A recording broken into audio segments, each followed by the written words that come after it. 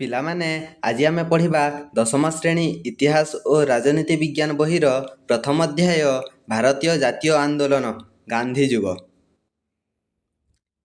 ଏହି ଅଧ୍ୟାୟର ପ୍ରଥମ ପାଠ ହେଉଛି ଭାରତୀୟ ଜାତୀୟ ଆନ୍ଦୋଳନରେ ଗାନ୍ଧୀଜୀଙ୍କ ଭୂମିକା। ଠିକ୍ ଅଛି, ଆଜି ଏହି ପାଠକୁ ଆମେ ପଢ଼ିବା। ସର୍ବପ୍ରଥମେ ପିଲାମାନେ ଆମେ ମହାତ୍ମା ଗାନ୍ଧୀଙ୍କ ବିଷୟରେ କିଛିଟା ଜାଣିନେବା। ଠିକ୍ ଅଛି ପିଲାମାନେ, ମହାତ୍ମା ଗାନ୍ଧୀଙ୍କ ପୁରା ନାମ ହେଉଛି ମୋହନ ଦାସ କରମଚାନ୍ଦ ଗାନ୍ଧୀ। ଗାନ୍ଧୀ ପିଲାମାନେ ଏଠାରେ ଦେଖନ୍ତୁ ଚାନ୍ଦି ଲେଖା ଅଛି, ଚାନ୍ଦି ନୁହେଁ, ଚାନ୍ଦି ନୁହେଁ ପିଲାମାନେ, ଏହା ହେଉଛି ଗାନ୍ଧୀ। ଠିକ୍ ଅଛି ପିଲାମାନେ, ଏହା ହେଉଛି ଗାନ୍ଧୀ। ଠିକ୍ ଅଛି, ଏହା ଚାନ୍ଦି ନୁହେଁ। ଜନ୍ମ ତାରିଖ ହେଉଛି ପିଲାମାନେ, ଜନ୍ମ ହୋଇଥିଲେ ଅକ୍ଟୋବର ମାସ 2 ତାରିଖ 1869 ମସିହା ଏବଂ ଜନ୍ମସ୍ଥାନ ଥିଲା ଗୁଜରାଟର ପୋରବନ୍ଦର। ସେ ବିବାହ କରିଥିଲେ ପିଲାମାନେ କସ୍ତୁରବା ଗାନ୍ଧୀଙ୍କୁ, ଯାହାଙ୍କ ନାଁ ବା ମଧ୍ୟ ଯାହାଙ୍କୁ ଶ୍ରଦ୍ଧାରେ କୁହାଯାଉଥିଲା।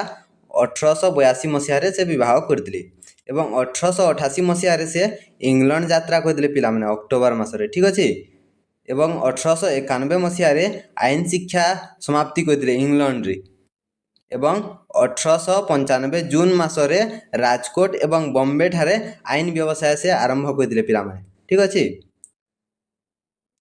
ଏହା ଥିଲା ମହାତ୍ମା ଗାନ୍ଧୀଙ୍କ ବିଷୟରେ। ଚାଲନ୍ତୁ ପାଠ ଆଡ଼କୁ ଯିବା।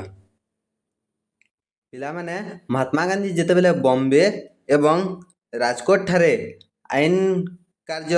ଆଇନ ବ୍ୟବସାୟ ଆରମ୍ଭ କରିଥିଲେ, ସେତେବେଳେ ସେ ଦକ୍ଷିଣ ଆଫ୍ରିକାକୁ ଦାଦା ଅବଦୁଲ୍ଲା ନାମକ ଜଣେ ଭାରତୀୟ ବ୍ୟବସାୟୀଙ୍କ ମୋକଦ୍ଦମା ଲଢ଼ିବା ପାଇଁ ବା କେସ୍ ଲଢ଼ିବା ପାଇଁ ଯାଇଥିଲେ ପିଲାମାନେ। ଦାଦା ଅବଦୁଲ୍ଲା ନାମକ ଜଣେ ଭାରତୀୟ ମୁସଲମାନଙ୍କ କେସ୍ ଲଢ଼ିବା ପାଇଁ ମହାତ୍ମା ଗାନ୍ଧୀ ଦକ୍ଷିଣ ଆଫ୍ରିକାର ନାଟାଲକୁ ଯାଇଥିଲେ ପିଲାମାନେ। କେଉଁଠାକୁ ଯାଇଥିଲେ? ନାଟାଲ ଲେଖା ଅଛି, ଦେଖନ୍ତୁ ଏଠାରେ ନାଟାଲ ଲେଖା ଅଛି।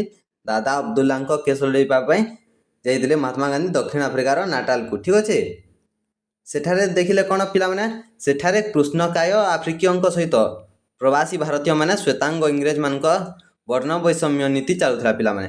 ବେଲେ ସେଠାରେ ପିଲାମାନେ ଯେଉଁ ଆମ ଭାରତୀୟମାନେ ତ ମୁଖ୍ୟତଃ କଳା ଦେଖାଯାଆନ୍ତି, ସେମାନେ ଇଂରେଜମାନେ ଯେଉଁମାନେ କି ଗୋରା ଥିଲେ ସେମାନଙ୍କ ଦ୍ୱାରା ଶାସିତ ହେଉଥିଲେ ପିଲାମାନେ। ସେଠାରେ ବର୍ଣ୍ଣ ବୈଷମ୍ୟ ନୀତି ଚାଲୁଥିଲା। ବର୍ଣ୍ଣ ବୈଷମ୍ୟ ମାନେ ବର୍ଣ୍ଣକୁ ନେଇକରି ଭେଦଭାବ ଦେଖାଯାଏ ପିଲାମାନେ। ଠିକ୍ ଅଛି, ଏହା ସେଠାରେ ଦେଖାଯାଉଥିଲା। ଏହି ବର୍ଣ୍ଣ ବୈଷମ୍ୟ ନୀତି ଦକ୍ଷିଣ ଆଫ୍ରିକାରେ ଦେଖାଯାଉଥିଲା। ସେଠାକାର ଭାରତୀୟମାନଙ୍କର ଭୋଟଦାନ ଦେବାର ଅଧିକାର ନଥିଲା। ସେଠାରେ ଦକ୍ଷିଣ ଆଫ୍ରିକାରେ ଭାରତୀୟମାନଙ୍କର ଭୋଟଦାନ ଦେବାର ଅଧିକାର ନଥିଲା ପିଲାମାନେ, କାହିଁକି? ଏହି ବର୍ଣ୍ଣ ବୈଷମ୍ୟ ନୀତି ଯୋଗୁଁ। ଠିକ୍ ଅଛି ପିଲାମାନେ, ଆଉ କ'ଣ ଥିଲା? ସେମାନଙ୍କୁ ନାମ ପଞ୍ଜୀକରଣ କରି ନିର୍ବାଚନ କର ଦେବାକୁ ପଡ଼ୁଥିଲା। ସେମାନଙ୍କୁ କର ଦେବାକୁ ପଡ଼ୁଥିଲା ପିଲାମାନେ। ଠିକ୍ ଅଛି, ସେମାନଙ୍କୁ ନାମ ପଞ୍ଜୀକରଣ କରି ନିର୍ବାଚନ ପାଇଁ କର ଦେବାକୁ ପଡ଼ୁଥିଲା। ଅସ୍ୱାସ୍ଥ୍ୟକର ପରିବେଶରେ ବସବାସ କରିବାକୁ ପଡ଼ୁଥିଲା। ସେମାନଙ୍କ ରହିବା ପାଇଁ ମଧ୍ୟ ସ୍ୱାସ୍ଥ୍ୟକର ପରିବେଶ ନଥିଲା ପିଲାମାନେ। ଠିକ୍ ଅଛି, ଭାରତୀୟମାନେ ରେଳଗାଡ଼ିର ପ୍ରଥମ ଶ୍ରେଣୀ ବା ଦ୍ୱିତୀୟ ଶ୍ରେଣୀ କୋଠରୀରେ ଯାତ୍ରା କରିପାରୁନଥିଲେ ପିଲାମାନେ। ସେଠାରେ ଯେଉଁ ଟ୍ରେନରେ ତୁମେମାନେ ଯାତ୍ରା କରିଦେବ, ଦେଖିଦେବ ସେଠାରେ ପ୍ରଥମ ଶ୍ରେଣୀ, ଦ୍ୱିତୀୟ ଶ୍ରେଣୀ ଏପରି କେତେ ଶ୍ରେଣୀରେ ଭାଗ ହୋଇଥାଏ ଟ୍ରେନ୍। ମାତ୍ର ସେ ଯେଉଁ ଆମ ଭାରତୀୟମାନେ ଥିଲେ କଳାମାନେ, ସେମାନଙ୍କୁ ଇଂରେଜମାନେ ବା ଶ୍ୱେତାଙ୍ଗମାନେ ଯେଉଁମାନେ କି ଗୋରା ଥିଲେ, ସେମାନେ ସେ ପ୍ରଥମ ଶ୍ରେଣୀ ବା ଦ୍ୱିତୀୟ ଶ୍ରେଣୀ କୋଠରୀରେ ଭାରତୀୟମାନଙ୍କୁ ଯାତ୍ରା କରିବାର ଅନୁମତି ନଥିଲା ଏବଂ ଶ୍ୱେତାଙ୍ଗମାନେ ଭାରତୀୟମାନଙ୍କୁ କ'ଣ କହୁଥିଲେ ପିଲାମାନେ? କୁଲି ବୋଲି କହୁଥିଲେ। ଠିକ୍ ଅଛି, ଆମକୁ ଯେଉଁ କଳାମାନେ ଅଛନ୍ତି ସେମାନଙ୍କୁ କୁଲି ବୋଲି କହୁଥିଲେ। ଠିକ୍ ଅଛି ପିଲାମାନେ, ଥରେ ମହାତ୍ମା ଗାନ୍ଧୀ ଯେତେବେଳେ ରେଳଗାଡ଼ିରେ ପ୍ରଥମ ଶ୍ରେଣୀ ଡବାରେ ବସି ଯାତ୍ରା କରୁଥିଲେ, ସେତେବେଳେ ତାଙ୍କ ଶ୍ୱେତାଙ୍ଗ ସହଯାତ୍ରୀମାନେ, ତାଙ୍କ ସହ ଯେଉଁମାନେ ଶ୍ୱେତାଙ୍ଗମାନେ ବସିଥିଲେ, ସେମାନେ ରେଳ ଷ୍ଟେସନରେ ତାଙ୍କୁ ଗାର୍ଡ଼ ଓ ପୁଲିସଙ୍କ ସହାୟତାରେ ତାଙ୍କ ଜିନିଷପତ୍ର ସହିତ ମହାତ୍ମା ଗାନ୍ଧୀଙ୍କୁ ବାହାରକୁ ଠେଲି ଦେଇଥିଲେ ପିଲାମାନେ। ରେଳଗାଡ଼ିରୁ ବାହାରକୁ ଠେଲି ଦେଇଥିଲେ ଷ୍ଟେସନରେ। ଦେଖନ୍ତୁ ପିଲାମାନେ, ଏଠାରେ ଏକ ସୂଚନା ଦିଆଯାଇଛି ଯେ ଜନସାଧାରଣଙ୍କୁ ସଚେତନ କରିବା ପାଇଁ ଗାନ୍ଧୀଜୀ 1894 ମସିହା ନାଟାଲ ଭାରତୀୟ କଂଗ୍ରେସ ନାମକ ଏକ ରାଜନୈତିକ ଅନୁଷ୍ଠାନ ଗଠନ କରିଥିଲେ ଏବଂ ଇଣ୍ଡିଆନ ଓପିନିଅନ ନାମକ ଏକ ସମ୍ବାଦପତ୍ର ପ୍ରକାଶ କରିଥିଲେ। ଠିକ୍ ଅଛି ପିଲାମାନେ, ଏସବୁ ହେଉଥିଲା କେଉଁଠାରେ? ଦକ୍ଷିଣ ଆଫ୍ରିକାରେ ପିଲାମାନେ। ଏସବୁ ଦକ୍ଷିଣ ଆଫ୍ରିକାରେ ମହାତ୍ମା ଗାନ୍ଧୀ କରିଥିଲେ। ଇଣ୍ଡିଆନ ଓପିନିଅନ ନାମକ ଏକ ସମ୍ବାଦପତ୍ର ପ୍ରକାଶ କରିଥିଲେ ଏବଂ ନାଟାଲ ଭାରତୀୟ କଂଗ୍ରେସ ନାମକ ଏକ ରାଜନୈତିକ ଅନୁଷ୍ଠାନ ଗଠନ କରିଥିଲେ ପିଲାମାନେ ଦକ୍ଷିଣ ଆଫ୍ରିକାରେ। 1906 ମସିହାରେ ପିଲାମାନେ ଦକ୍ଷିଣ ଆଫ୍ରିକାର ସରକାର ଆଇନ ପ୍ରଣୟନ କରି ପ୍ରତ୍ୟେକ ଭାରତୀୟଙ୍କୁ ନିଜ ଅଙ୍ଗୁଳି ଛାପ ଦେବା ପ୍ରମାଣପତ୍ର ସବୁ ସମୟରେ ବହନ କରିବା ପାଇଁ ବାଧ୍ୟତାମୂଳକ କରିଥିଲେ ପିଲାମାନେ। ନିଜ ଭାରତୀୟମାନଙ୍କ ପାଇଁ ନିଜ ଆଙ୍ଗୁଳିର ଛାପ ଥିବା ପ୍ରମାଣପତ୍ର ସବୁ ସମୟରେ ଧରିଥିବା ଆବଶ୍ୟକ ବା ବାଧ୍ୟତାମୂଳକ କହିଲେ ପିଲାମାନେ। 1906 ମସିହାରେ ଦକ୍ଷିଣ ଆଫ୍ରିକାର ସରକାର ଆଇନ ପ୍ରଣୟନ କରେ। ଏହି ଆଇନ ବିରୋଧରେ ଗାନ୍ଧିଜୀ ବିରୋଧ କଲେ ଏବଂ ସତ୍ୟାଗ୍ରହର ଅସ୍ତ୍ର ପ୍ରୟୋଗ କଲେ।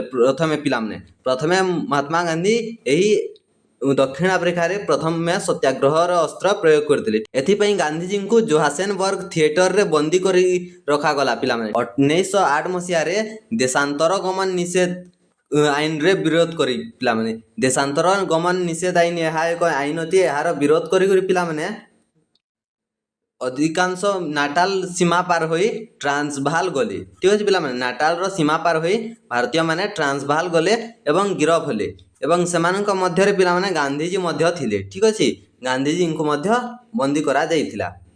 1913 ମାର୍ଚ୍ଚ 14ରେ ଦକ୍ଷିଣ ଆଫ୍ରିକାର ଉଚ୍ଚତମ ନ୍ୟାୟାଳୟ ନିର୍ଦ୍ଦେଶରେ ଖ୍ରୀଷ୍ଟିଆନ ରୀତିରେ ହୋଇନଥିବା ଓ ଅଣପଞ୍ଜୀକୃତ ଭାରତୀୟମାନଙ୍କର ବିବାହର ସ୍ୱୀକୃତି ପ୍ରତ୍ୟାହାର କଲା।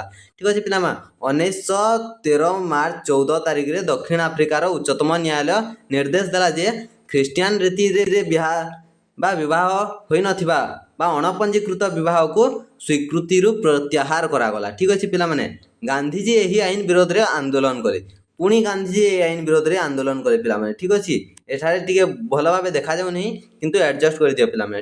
ଗାନ୍ଧିଜୀ ପୁଣି ଏହି ଆଇନର ବିରୋଧ କଲେ ପିଲାମାନେ। ଠିକ୍ ଅଛି, ସେଥିପାଇଁ ଇଂରେଜ ସରକାର ଆଇନକୁ ପ୍ରତ୍ୟାହାର କରିବାକୁ ବାଧ୍ୟ ହେଲା।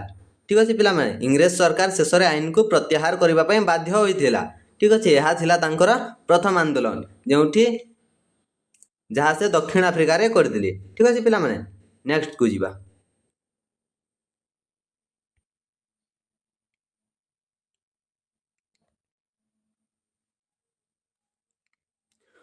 1915 ଜାନୁଆରୀ 15 ତାରିଖରେ ଗାନ୍ଧିଜୀ ଭାରତକୁ ଫେରି ଆସିଲେ। ପିଲାମାନେ 1915 ଜାନୁଆରୀ 15 ତାରିଖରେ ଗାନ୍ଧିଜୀ ପୁଣି ଭାରତକୁ ଫେରି ଆସିଲେ ଏବଂ ନିଜର ରାଜନୈତିକ ଗୁରୁ ଗାନ୍ଧିଜୀଙ୍କ ରାଜନୈତିକ ଗୁରୁ ଥିଲେ ଗୋପାଳକୃଷ୍ଣ ଗୋଖଲେଙ୍କ ଉପଦେଶ ଅନୁସାରେ ରାଜନୀତି ଠାରୁ ସେ ମହାତ୍ମା ଗାନ୍ଧୀ ଦୂରେଇ ଯାଇ ଭାରତର ବିଭିନ୍ନ ସ୍ଥାନ ଭ୍ରମଣ କରିଥିଲେ। ଠିକ୍ ଅଛି, ଗୋପାଳକୃଷ୍ଣ ଗୋଖଲେ ରାଜନୀତି ଠାରୁ ଦୂରେଇ ଯିବା ପାଇଁ ମହାତ୍ମା ଗାନ୍ଧୀଙ୍କୁ କହିଥିଲେ। ତେଣୁ ସେ ବିଭିନ୍ନ ସ୍ଥାନ ଭ୍ରମଣ କରିଥିଲେ ଭାରତର। ଦକ୍ଷିଣ ଆଫ୍ରିକାରେ ଗାନ୍ଧିଜୀଙ୍କ ମହାନ ନୀତି ପାଇଁ ବିଶ୍ୱକବି ରବୀନ୍ଦ୍ରନାଥ ଠାକୁର ତାଙ୍କୁ ମହାତ୍ମା ଆଖ୍ୟା ଦେଇଥିଲେ। ଦକ୍ଷିଣ ଆଫ୍ରିକାରେ ଗାନ୍ଧିଜୀଙ୍କ ଏହି ମହାନ ନୀତି ପାଇଁ ବିଶ୍ୱକବି ରବୀନ୍ଦ୍ରନାଥ ଠାକୁର ତାଙ୍କୁ ମହାତ୍ମା ଆଖ୍ୟା ଦେଇଥିଲେ ପିଲାମାନେ। ସେଥିପାଇଁ ଆମେ ତାଙ୍କୁ ମହାତ୍ମା ଗାନ୍ଧୀ ବୋଲି କହିଥାଉ।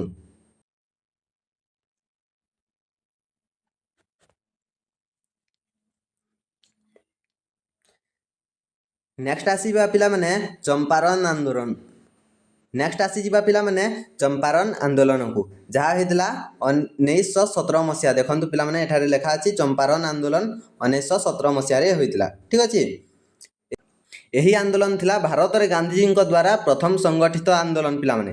ଏହି ଚମ୍ପାରଣ ଆନ୍ଦୋଳନ ମହାତ୍ମା ଗାନ୍ଧୀଙ୍କ ଦ୍ୱାରା ସଂଗଠିତ ଭାରତରେ ପ୍ରଥମ ଆନ୍ଦୋଳନ ଥିଲା। ଠିକ୍ ଅଛି, ଚମ୍ପାରଣ ଆନ୍ଦୋଳନ 1917 ମସିହାରେ। ଠିକ୍ ଅଛି, ଏଠାରେ କ'ଣ ହେଇଥିଲା ଦେଖନ୍ତୁ, ବିହାରର ଚମ୍ପାରଣ ଜିଲ୍ଲାରେ ଇଂରେଜମାନେ ବୃକ୍ଷରୋପଣକାରୀଙ୍କ ଦ୍ୱାରା ଚାଷୀମାନଙ୍କୁ ଜମିର 20 ଭାଗର 3 ଭାଗ ଅଞ୍ଚଳରେ ନୀଳ ଉତ୍ପାଦନ କରିବା ପାଇଁ ବାଧ୍ୟ କରାଯାଉଥିଲେ। ବିହାରର ଚମ୍ପାରଣ ଜିଲ୍ଲାରେ ପିଲାମାନେ ଇଂରେଜମାନେ ସେଠାରେ ଚାଷ ଜମି ଗୁଡ଼ିକରେ 20 ଭାଗର 3 ଭାଗ ଚାଷ ଜମିରେ ନୀଳ ଚାଷ ଉତ୍ପାଦନ କରିବା ପାଇଁ ବାଧ୍ୟ କରୁଥିଲେ। ଠିକ୍ ଅଛି ପିଲାମାନେ, ଏଥିପାଇଁ ମହାତ୍ମା ଗାନ୍ଧୀ ସେଠାରେ ଆନ୍ଦୋଳନ କରିଥିଲେ। ଏହି ନୀଳ ହେଉଛି ପିଲାମାନେ ଅଫିମ ପରି ଏକ ଦ୍ରବ୍ୟ। ଏହାକୁ ଚାଷ କରାଯାଏ ଏବଂ ସମସ୍ତ ଚାଷୀମାନଙ୍କୁ ନିଜର ଜମିର 20 ଭାଗର 3 ଭାଗ ଅଞ୍ଚଳରେ ନୀଳ ଚାଷ କରିବା ପାଇଁ ଇଂରେଜମାନେ ବାଧ୍ୟ କରୁଥିଲେ ଚମ୍ପାରଣ ଜିଲ୍ଲାରେ। ସେଥିପାଇଁ ଚମ୍ପାରଣର ଜଣେ ସ୍ଥାନୀୟ ବାସିନ୍ଦା ପିଲାମାନେ ରାଜକୁମାର ଶୁକ୍ଲ ସେ ମହାତ୍ମା ଗାନ୍ଧୀଙ୍କୁ ନିମନ୍ତ୍ରଣ କଲେ। ଠିକ୍ ଅଛି ପିଲାମାନେ, ମହାତ୍ମା ଗାନ୍ଧୀଙ୍କୁ ନିମନ୍ତ୍ରଣ କଲେ।